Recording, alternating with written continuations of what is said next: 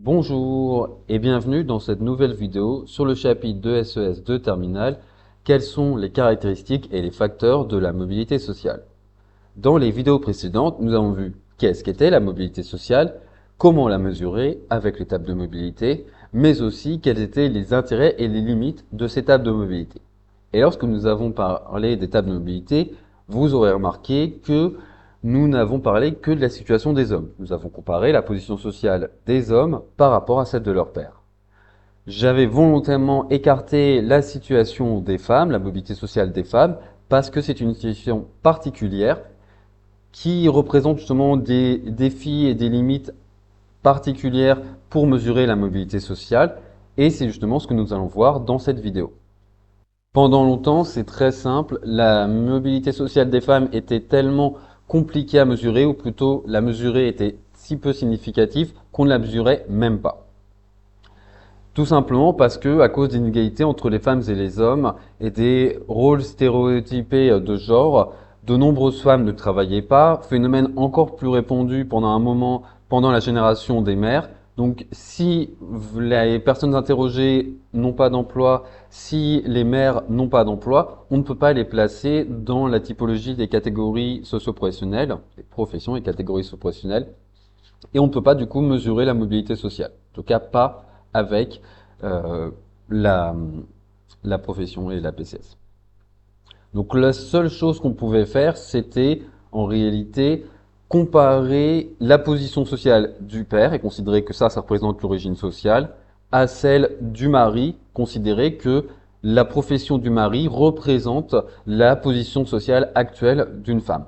Mais évidemment, on voit bien tout de suite en quoi est-ce que c'est très patriarcal et que la femme n'est jamais définie que par les hommes qui l'entourent, son père puis son mari. Donc ça, évidemment, c'est très problématique.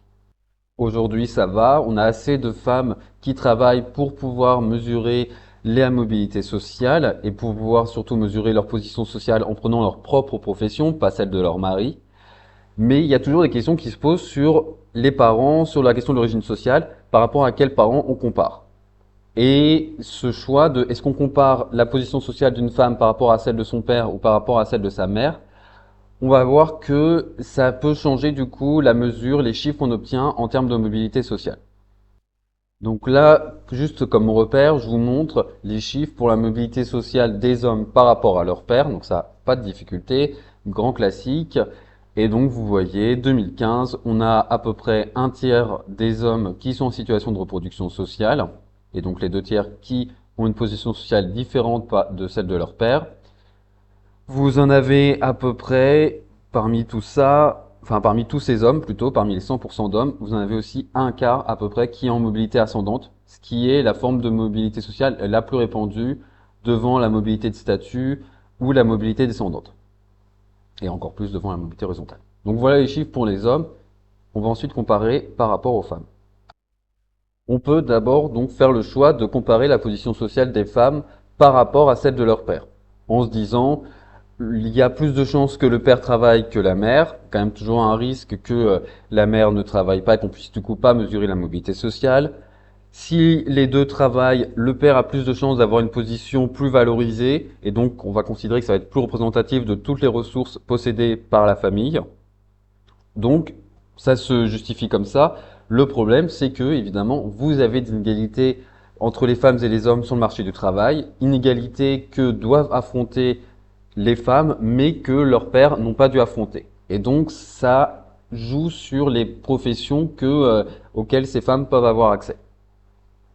Du coup, on voit plus de déclassement. Donc là, juste pour 2015, je vous ai mis en gros en vert les chiffres qui sont plus élevés que pour les hommes et en rouge les chiffres qui sont plus bas.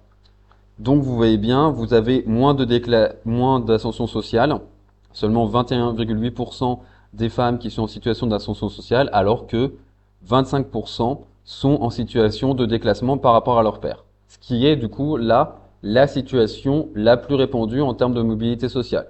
Donc c'est forcément assez problématique. Enfin, on voit bien que ça influe en tout cas, mais ça s'explique parce qu'il y a des inégalités entre les femmes et les hommes. Il y a aussi une répartition différente des femmes et des hommes dans les différentes professions, dans les différentes catégories socio-professionnelles, et notamment le fait que certains rôles sont plutôt codés masculins et d'autres sont plutôt codés féminins.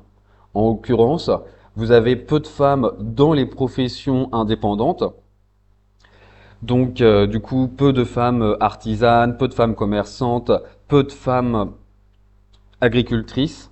Ça existe évidemment, mais c'est quand même beaucoup moins répandu que chez les hommes, ce qui déjà c'est pas une majorité.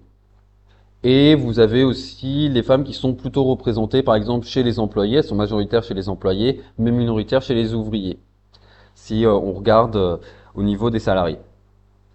Donc, les conséquences, c'est que vous avez plus de mobilité de statut, parce que vous avez plus de chances que votre père, qui donc était un homme, ait une profession dépendante, et vous avez plus de chances d'être salarié.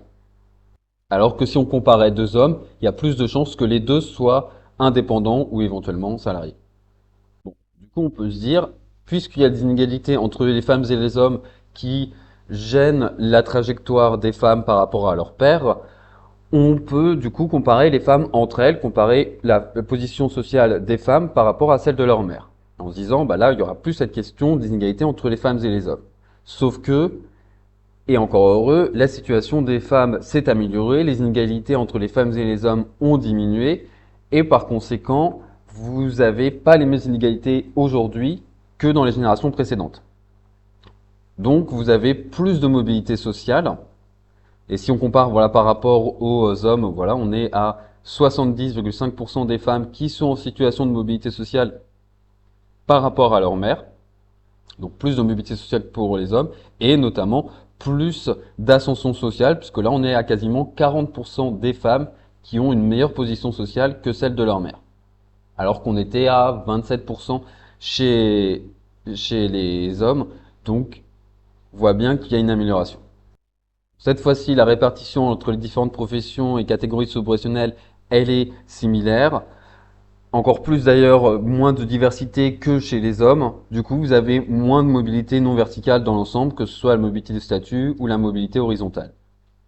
Et évidemment, le problème qu'on a toujours quand on compare la position sociale des femmes par rapport à leur mère, c'est que si les mères sont inactives, si elles n'ont pas travaillé, on ne va pas pouvoir effectuer de comparaison. Si elles ont travaillé au moins à un moment, on va pouvoir effectuer une comparaison, mais si ce sont des femmes qui ont travaillé, qui n'ont jamais travaillé, ou en tout cas jamais eu d'emploi, qui n'ont été que mères au foyer, là on ne va pas pouvoir avoir de position, de repère pour pouvoir faire la comparaison et mesurer la mobilité sociale.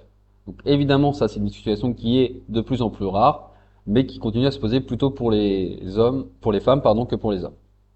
Voilà, c'est déjà tout pour cette vidéo. J'espère qu'elle vous a plu, que vous avez bien compris donc quels sont les problèmes pour mesurer la mobilité sociale des femmes et quelles sont les différences avec les hommes, notamment selon que l'on compare la position sociale des femmes par rapport à celle de leur père ou par rapport à celle de leur mère. Si vous avez des questions, n'hésitez pas à les déposer dans les commentaires. N'oubliez pas de vous abonner si ce n'est pas déjà le cas, de laisser un petit like sur cette vidéo et moi je vous souhaite donc une bonne journée.